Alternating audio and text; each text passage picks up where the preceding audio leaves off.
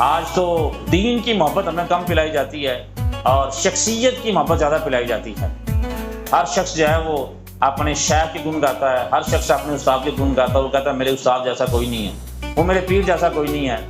ظاہر ہے ایک بندہ اپنے پیر کی محبت میں فنا ہوگا تو اس کو مقام ملنا ہے، لیکن وہ اس کو یہ بھی دیکھنا چاہیے کہ جتنی محبت میں اپنے پیر کی لوگوں کے دلوں میں بٹھا رہا ہوں، اگر اتنی محبت میں حضور اکرم کے لوگوں کے سینوں میں بٹھا دوں تو میں بھی تر جاؤں گا، میرا پیر بھی سنور جائے گا، اس کا مرتبہ اور مقام بھی بلند ہو جائے گا۔ آپ نے دیکھا پچھلے دنوں کے ایک وہ سیاسی لیڈر تھا، کوئی وہ شرابی کبابی تھا، تو وہ لینڈ کروزر کے اندر آیا اور اس نے نماز جنازہ کی صفوں کے اندر اپنی گاڑی کے اندر نماز ادا کی ہے۔ اب کوئی بندہ اس کو روکنے والا نہیں ہے، کوئی بندہ جو ہے وہ اس کو ہٹانے والا نہیں کہ یہ تم کیا کر رہے ہو۔ اور نام کے وہاں پر سارے حسینی ہوں گے، وہ سارے کہتے ہیں کہ ہم بڑے حسینی، کسی کے اندر جرأت نہیں ہوئی کہ مائک کے اوپر آ کر کہے، اتنا ہی کہہ دے یہ جملہ کہ بھائی آپ کا یہ عمل شریعت کے خلاف ہے، تم بیمار ہو تو گھر بیٹھے رہو، گھر بیٹھ کر دعا کر دو، ان کے گھر چلے جانا تعزیت کے لیے، ان کے گھر جا کر جو ہے وہ دعائیں خیر کر دینا۔ تیرا جنازے میں آنا کوئی فرض ہے کہ تیری وجہ سے لوگوں کے اندر غلط کنسپٹ ڈیولپ ہوگا کہ شاید یہ بھی جائز ہے۔ اور اس سے بڑی بات یہ کہ ایک پیر صاحب جو ہیں وہ اپنے کسی مرید کے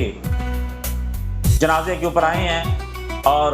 جنازے میں جگہ تنگ تھی تو وہ لوگ مسجد کے اندر جنازہ پڑھ لیتے ہیں، میت باہر ہوتی ہے مسجد سے، جنازہ پڑھانے والا بھی باہر ہوتا ہے، تو لوگ اندر آ جاتے ہیں، یہ ایک ہیلا ہے، شریعت نے اس کی اجازت دی ہے۔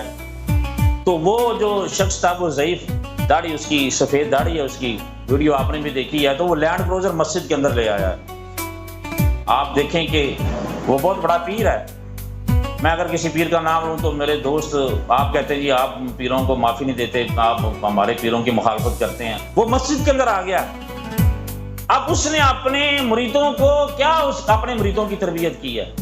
اپنے مریدوں کو کیا اس نے سکھایا؟ صرف پیری مریدی سکھائی ہے، اللہ اس کے رضو کی کوئی بات نہیں سکھائی۔ اللہ کے گھر کا تقدس کدھر چلا گیا ہے؟ وہ جس کے اوپر نماز پڑھی جاتی ہے وہ جگہ دوسری جگہ پر فخر کرتی ہے کہ میرے اوپر سجدہ کیا گیا ہے، تیرے اوپر سجدہ نہیں کیا گیا۔ اور وہ جو وہ گاڑی ہے ظاہر ہے وہ روڈ کے اوپر سے آئی ہے، گندی جگہ سے آئی ہے، ناپاک جگہ سے آئی ہوگی، اور وہ گاڑی سمیت مسجد کی صف کے اوپر آ جانا اور گاڑی کے اندر بیٹھ کر جو ہے وہ، اگر تم بستر مرگ پر بھی پڑے ہوئے تھے تو ادھر ہی مر جاتے تم، تمہیں کیا حاجت پڑی ہے کہ یہاں پر آ کر مسجد کی بے ادبی کر کے آپ مسلمانوں کے اندر انتشار پیدا کرنا چاہتے ہو کہ مسجد کے اندر گاڑی بھی گزار سکتے ہیں، نیا دین لوگوں کو بتانا چاہتے ہو۔ اور ویسے ہم نام کے سارے حسینی ہیں، کسی غیرت مند بندہ، کوئی غیرت مند بندہ وہاں پر نہیں تھا جس نے کہا حضرت صاحب کوئی بات نہیں، آپ باہر کھڑے ہو جائیں، آپ کا آنا ہی باعث برکت ہے، آپ آ گئے تو آپ کا آنا ہی باعث برکت ہے، آپ پیر جو ہیں تو آپ مسجد کے باہر تشریف فرما، کوئی ایسا مسئلہ نہیں ہے، آپ آ گئے تو آپ کے قدموں کی آہٹ کی وجہ سے مردہ بخشا جائے گا، آپ باہر تشریف رکھیں۔ لیکن اتنی غیرت کسی کے اندر کیوں نہیں آئی؟ اس لیے کہ ہم نے لوگوں کو پیر پرستی سکھائی ہے، ہم نے لوگوں کو یہ سکھایا ہی نہیں ہے، بتایا ہی نہیں ہے کہ بھئی خدا نام کی بھی کوئی چیز ہے، حضور صلی اللہ تعالی علیہ وسلم کا بھی کوئی مرتبہ مقام ہے۔ یہی وجہ ناموس رسالت پر پہرا دینے کے لیے لوگ پوچھتے ہیں کہ ہماری خانقاہ سے بھی کال نہیں آئی، ہمارے آستانے سے بھی کال نہیں آئی، اور اس کا یہ نتیجہ ہے کہ جب کی حکومت کا جی چاہتا ہے، جب کسی جج کا جی چاہتا ہے، جب کسی وزیر کا جی چاہتا ہے، وہ کبھی حضور کے ناموس پر بھونکتا ہے، کبھی صحابہ کے ناموس پر بھونکتا ہے۔ یہ اس بات کا نتیجہ ہے کہ ہمارے سینوں کے اندر جو ہے شخصیت کی محبت زیادہ ہے اور امام علی مقام کی محبت کم ہے، دین کا درد کم ہے اور شخصیات کا جو ہے وہ درد زیادہ ہے۔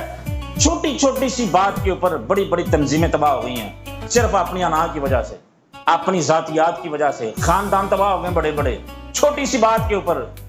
کون سے ایسے مسئلے ہیں، کون سی ایسی جو ہے وہ بڑی بڑے مسائل ہیں جو حل نہیں ہو سکے، کون سے ایسا اتنا زیادہ بغض تھا جو آپ سینے سے نہیں نکال سکے، تو آپ نے خاندانوں کو تقسیم کر دیا ہے، آپ نے جو ہے وہ بڑی بڑی جو تحریکیں ہیں ان کو تباہ کر دیا ہے۔ جو عام مسلمان ہیں، سادہ مسلمان ہیں، سیدھے سادے سنی بولے والے، آپ نے ان کو جو ہے وہ نقصان پہنچایا ہے۔ اس لیے ہم تھوڑی دیر کے لیے بیک گیئر لگا لیں تو اس کی بھی بڑی برکت ہوتی ہے، بڑا فائدہ ہوتا ہے۔ بس اوقات زندگی کے اندر بندے کو بیک گیئر بھی لگانا چاہیے، یہ نہیں کہ ہر وقت ترقی آگے جانے میں نہیں ہوتی، بس اوقات پیچھے جانے میں بھی ترقی ہوتی ہے۔ بندہ تھوڑی دیر کے لیے سوچے کہ یار اگر میں یہاں پر رک جاؤں گا، میں اپنے جذبات پہ قابو رکھوں گا تو کتنا لوگوں کا فائدہ ہو سکتا ہے، لوگوں کی زندگیاں اجڑنے سے بچ سکتی ہیں، خاندان اجڑنے سے بچ سکتے ہیں۔ انسان غصے میں آ کر جو ہے وہ دو لفظ بول دیتا ہے اپنی بیوی کو، پھر وہ منتیں ترلے کرتا ہے مفتی صاحب کے کہ آپ کو راستہ نکال دیں، آپ کی مہربانی کوئی ہیلا بتا دیں، پھر وہ کبھی کسی سے فتویٰ مانگے گا، کبھی کسی سے، جن کو کبھی اس نے منہ نہیں لگایا وہ سے بھی فتویٰ لینے کے لیے چلا جائے گا۔ تھوڑی دیر کے لیے بھی اگر انسان اپنے جذبات کو قابو میں رکھے گا تو انشاءاللہ العزیز اس کے جو ہے بہت زیادہ اثرات جو ہیں وہ انسان کی زندگی کے اوپر جو ہے وہ اترتے ہیں۔ ہمیں کوئی بھی عمل شریعت کے خلاف کرنے سے پہلے سوچنا چاہیے کہ میرا عمل جو ہے کہیں لوگوں کے لیے حجت نہ بن جائے۔ اب ظاہر ہے وہ جو بھی ان کے ماننے والے ہوں گے اس پیر کے، وہ سارے سمجھیں گے ٹھیک ہے جی یہ تو سنت ہے، لینڈ کروزر مسجد کے اندر داخل کرنا یہ ہمارے شہر کی سنت ہے، تو جو مرضی کہتا رہے، ہم کسی مولوی کو نہیں جانتے، ہم کسی فتوی کو نہیں مانتے، بس میرے پیر نے کہہ دیا بس ٹھیک ہے۔ پیر نے کہا ہے نہیں، عملی طور پر کر کے دکھایا ہے۔